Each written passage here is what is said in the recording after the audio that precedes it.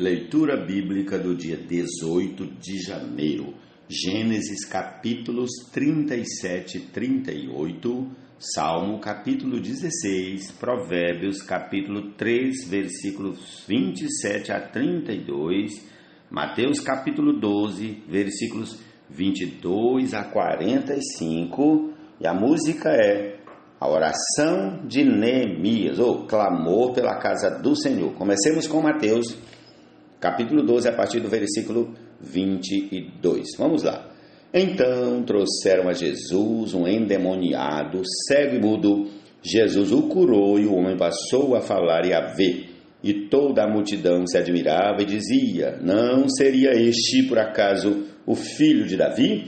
Mas os fariseus, ouvindo isto, diziam: este não expulsa demônios, senão pelo poder de Beelzebu, o maioral dos demônios. Mas Jesus, sabendo o que eles pensavam, disse-lhes: todo reino dividido contra si mesmo ficará deserto, e toda cidade ou casa dividida contra si mesma não subsistirá. Se Satanás expulsa Satanás, está dividido contra si mesmo, como então o seu reino subsistirá? E se eu expulso os demônios por Beelzebu, por quem os filhos de vocês os expulsam? Por isso eles mesmos serão os juízes de vocês. Se, porém, eu expulso os demônios pelo Espírito de Deus, certamente é chegado o reino de Deus sobre vocês. Ou, como pode alguém entrar na casa do valente e roubar-lhe os bens sem primeiro amarrá-lo? Só então saqueará a casa dele. Quem não é por mim é contra mim, quem comigo não ajunta, espalha. Por isso, digo a vocês que todo pecado e blasfêmia serão perdoados aos homens, mas a blasfêmia contra o Espírito não será perdoada. Se alguém disser alguma palavra contra o Filho do Homem, isso lhe será perdoado. Mas se alguém falar contra o Espírito Santo, isso não lhe será perdoado, nem neste mundo, nem no porvir. Tornem a árvore boa, e o seu fruto será bom, ou tornem a árvore má, e o seu fruto será mau, porque pelo fruto se conhece a árvore. Raça de víboras, como vocês podem falar coisas boas sendo maus? Porque a boca fala do que está cheio o coração. A pessoa boa tira do tesouro bom coisas boas, mas a pessoa má do mau tesouro tira coisas más. Digo a vocês que no dia do juízo as pessoas darão conta de toda palavra inútil que proferirem, porque pelas suas palavras você será justificado e pelas suas palavras você será condenado. Então alguns escribas e fariseus disseram a Jesus: mestre, queremos ver algum sinal feito pelo Senhor. Mas ele respondeu: uma geração perversa e adúltera pede um sinal, mas nenhum sinal lhe será dado, senão o do profeta Jonas. Porque assim como Jonas esteve 3 dias e 3 noites no ventre do grande peixe, assim o Filho do Homem estará 3 dias e 3 noites no coração da terra. Ninivitas se levantarão no juízo com esta geração e a condenarão, porque se arrependeram com a pregação de Jonas. E aqui está quem é maior do que Jonas. A rainha do sul se levantará no juízo com esta geração e a condenará, porque veio dos confins da terra para ouvir a sabedoria de Salomão. E aqui está quem é maior do que Salomão. Quando o espírito imundo sai de uma pessoa, anda por lugares áridos, procurando repouso, porém não encontra. Por isso diz: voltarei para a minha casa de onde saí. E voltando ele a encontra vazia, varrida e arrumada. Então vai e leva consigo outros 7 espíritos piores do que ele, e entrando habitam ali. E o último estado daquela pessoa se torna pior do que o primeiro. Assim também acontecerá a esta geração perversa. Jesus é o Senhor, amém.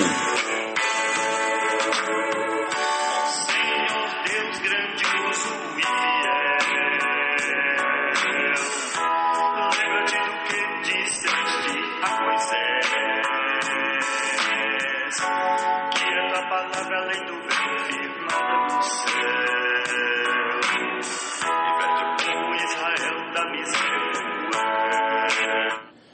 Não deixe de fazer o bem aos que dele precisam, estando em sua mão o poder de fazê-lo.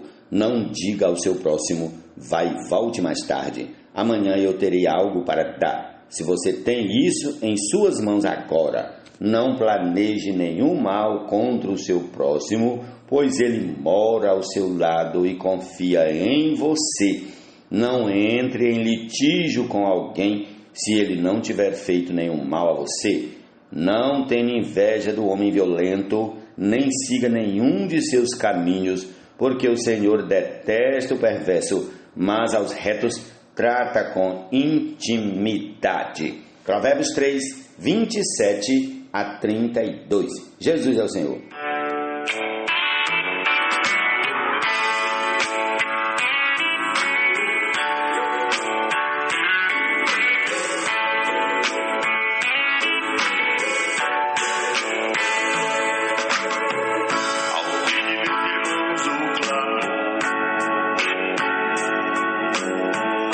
Prossigamos com a nossa leitura desse dia, em nome de Jesus, e vamos para o Salmo 16. Guarda-me, ó Deus, porque em ti me refugio. Digo ao Senhor, tu és o meu Senhor. Outro bem não possuo, senão a ti somente. Quanto aos santos que há na terra, eles são os notáveis nos quais tenho todo o meu prazer. Muitas serão as dores dos que trocam o Senhor por outros deuses. Não oferecerei as suas libações de sangue, e os meus lábios não pronunciarão os nomes deles. O Senhor é a porção da minha herança e o meu cálice. Tu sustentas a minha sorte. As minhas divisas caíram em lugares agradáveis. É linda a minha herança. Bendigo o Senhor que me aconselha, pois até durante a noite o meu coração me ensina. Tenho o Senhor sempre diante de mim, estando Ele à minha direita, não serei abalado. Por isso, o meu coração se alegra e o meu espírito exulta, até o meu corpo repousará seguro, pois não deixarás a minha alma na morte, nem permitirás que o teu santo veja corrupção. Tu me farás ver os caminhos da vida, na tua presença há plenitude de alegria, à tua direita há delícias perpetuamente. Jesus é o Senhor, amém.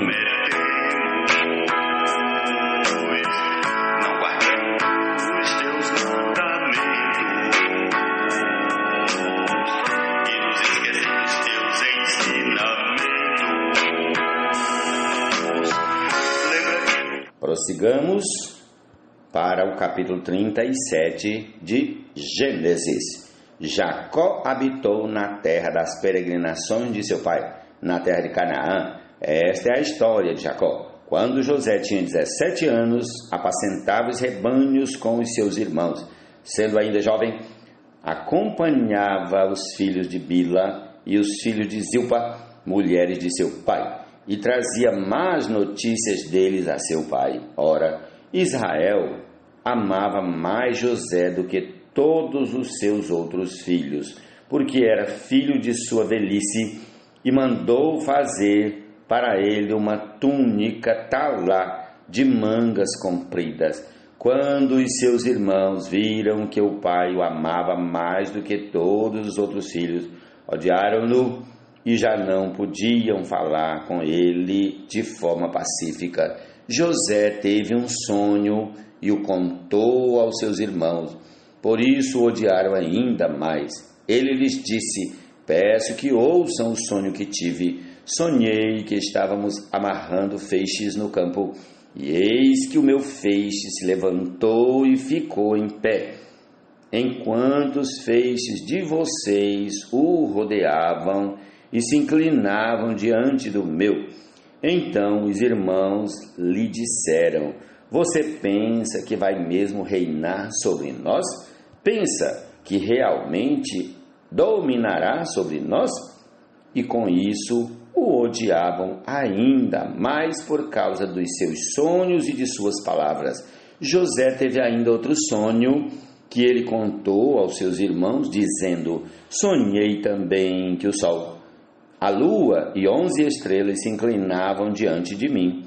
Quando José contou esse sonho ao pai e aos seus irmãos, o pai o repreendeu, dizendo: que sonho é esse que você teve? Você está querendo dizer que eu, a sua mãe e os seus irmãos iremos e nos inclinaremos até o chão diante de você? Os irmãos tinham inveja dele. O pai, no entanto, guardou aquilo no coração. Como os irmãos foram apacentar o rebanho do pai em Siquém, Israel perguntou a José: os seus irmãos não estão apacentando o rebanho em Siquém? Venha, pois, vou mandar você até eles. José respondeu: eis-me aqui. Israel continuou: vá agora e veja se está tudo bem com os seus irmãos e com o rebanho, e traga-me notícias. Assim o enviou do vale de Hebrom, e ele foi a Siquém. E um homem encontrou José, que andava errante pelo campo, e lhe perguntou: o que você está procurando? Ele respondeu: estou procurando os meus irmãos. Por favor, pode me dizer onde eles estão apacentando o rebanho? O homem respondeu: foram embora daqui. Ouvi quando disseram: vamos a Dotã. Então José seguiu atrás dos irmãos e os encontrou em Dotã. De longe eles o viram e, antes que chegasse, conspiraram contra ele para o matar. Disseram uns aos outros: lá vem o grande sonhador. Venham, pois, agora, vamos matá-lo e jogar o corpo numa destas cisternas. Diremos que um animal selvagem o devorou. Vejamos em que vão dar os sonhos dele. Mas Rúben, ouvindo isso, livrou-o das mãos deles e disse: não lhe tiremos a vida. Rúben disse mais: não derramem sangue. Joguem o rapaz naquela cisterna que está no deserto e não lhe façam mal. Rúben disse isto para o livrar deles, a fim de levá-lo de volta ao pai. Mas logo que José chegou a seus irmãos, despiram-no da túnica, a túnica talá de mangas compridas que trazia, e o jogaram na cisterna. A cisterna estava vazia, sem água. Depois sentaram-se para comer. Levantando os olhos, viram que uma caravana de ismaelitas vinha de Gileade. Seus camelos traziam especiarias, bálsamo e mirra, que levavam para o Egito. Então Judá disse aos irmãos: o que vamos ganhar se matarmos o nosso irmão e depois escondermos a sua morte? Venham, vamos vendê-lo aos ismaelitas. Não lhe façamos mal, pois é nosso irmão, é do nosso sangue. Seus irmãos concordaram, e quando os mercadores midianitas passaram, os irmãos de José o tiraram da cisterna e o venderam aos ismaelitas por 20 moedas de prata. E os ismaelitas levaram José para o Egito. Quando Rúben voltou à cisterna, eis que José não estava nela. Então rasgou as suas roupas e, voltando aos seus irmãos, disse: o rapaz não está mais lá. E agora, o que eu vou fazer? Então pegaram a túnica de José, mataram um bode e molharam a túnica no sangue, e enviaram a túnica de mangas compridas ao pai com este recado: achamos isto, veja se é ou não a túnica de seu filho. Ele a reconheceu e disse: é a túnica de meu filho. Um animal selvagem o devorou, certamente José foi despedaçado. Então Jacó rasgou as suas roupas, vestiu-se de pano de saco e lamentou o filho durante muitos dias. Todos os seus filhos e todas as suas filhas vieram para o consolar. Ele, porém, recusou ser consolado e disse: chorando, descerei à sepultura para junto do meu filho. E continuou a chorar pelo filho.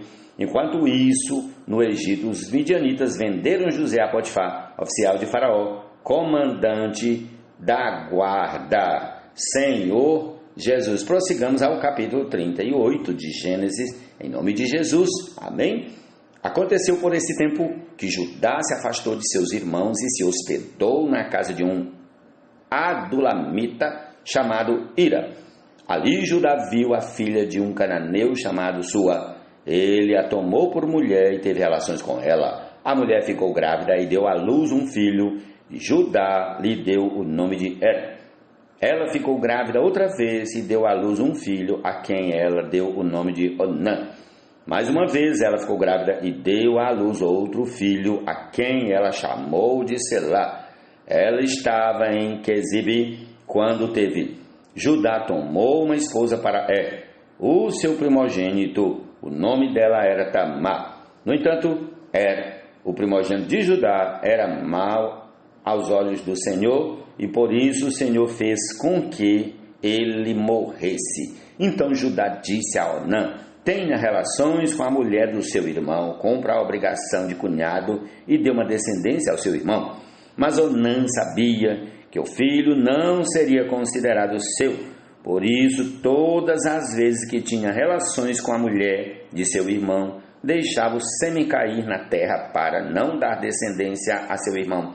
Isso, porém, que fazia era mal aos olhos do Senhor, e por isso fez com que também este morresse. Então Judá disse a Tamar, sua nora: continue viúva na casa de seu pai, até que Selá, meu filho, cresça. Pois Judá pensava assim: é para que não morra também este como os seus irmãos. Assim Tamar se foi, passando a morar na casa do pai dela. Algum tempo depois morreu a mulher de Judá, que era filha de Sua. Quando terminou o período de luto, Judá foi até onde estavam os tosqueadores de suas ovelhas em Tina. Ele e seu amigo Ira, o adulamita, e alguém foi dizer a Tamar: eis que o seu sogro está a caminho de Tina para tosquear as ovelhas. Então ela tirou as suas roupas de viúva e, cobrindo-se com um véu, se disfarçou e se sentou à entrada de Enaim, no caminho de Tina, porque ela sabia que Selá já era homem e ela não lhe havia sido dada por mulher. Quando Judá a viu, pensou que se tratava de uma prostituta, pois ela havia coberto o rosto. Então se dirigiu a ela no caminho e lhe disse: venha, quero ter relações com você. Acontece que ele não sabia que ela era a sua nora. Ela respondeu: o que você me dá para ter relações comigo? Ele respondeu: eu mando para você um cabrito do meu rebanho. Ela perguntou: você deixa comigo alguma garantia até mandar o cabrito? Ele respondeu: que garantia posso deixar com você? Ela disse: o seu selo, o seu cordão e o cajado que você tem na mão. Ele lhe deu os objetos, teve relações com ela e ela ficou grávida dele. Tamar se levantou e foi embora. Tirou o véu e pôs outra vez as suas roupas de viúva. Judá enviou o cabrito por meio do adulamita, seu amigo, para reaver a garantia que tinha deixado com a mulher. Mas ele não a encontrou. Então o amigo de Judá perguntou aos homens daquele lugar: onde está a prostituta cultual que costumava ficar junto ao caminho de Enaim? Responderam: aqui não havia nenhuma prostituta cultual. Ele voltou a Judá e disse: não encontrei a mulher. E além disso, os homens do lugar me disseram que lá nunca houve nenhuma prostituta cultual. Judá respondeu: que ela fique com aquelas coisas para si, para que não venhamos a passar vergonha. Eis que mandei o cabrito, mas você não encontrou a mulher. Passados quase 3 meses, foram dizer a Judá: a sua nora Tamar se prostituiu, pois está grávida. Ao que Judá respondeu: tragam-na para fora para que seja queimada. Quando a estavam trazendo para fora, ela mandou dizer ao sogro: eu estou grávida do homem a quem pertencem essas coisas. E disse mais: veja se reconhece de quem é este selo, este cordão e este cajado. Judá os reconheceu e disse: ela é mais justa do que eu, porque não a dei a Selá, meu filho, e nunca mais teve relações com ela. E aconteceu que, estando ela para dar à luz, havia gêmeos no seu ventre. Ao nascerem, um pôs a mão para fora, e a parteira, tomando-a, amarrou nela um fio vermelho, dizendo: este saiu primeiro. Mas, recolhendo ele a mão, o outro nasceu primeiro. E a parteira disse: como você rompeu a saída? E lhe deram o nome de Pérez. Depois nasceu o irmão, em cuja mão estava o fio vermelho, e lhe deram o nome de Zera. Jesus é o Senhor. Com essa porção terminamos a nossa porção da leitura da palavra do Senhor para esse dia. Temos um excelente dia na presença do Senhor, desfrutando do nome e da palavra do Senhor. Ó Senhor Jesus, um bom dia a todos. Amém.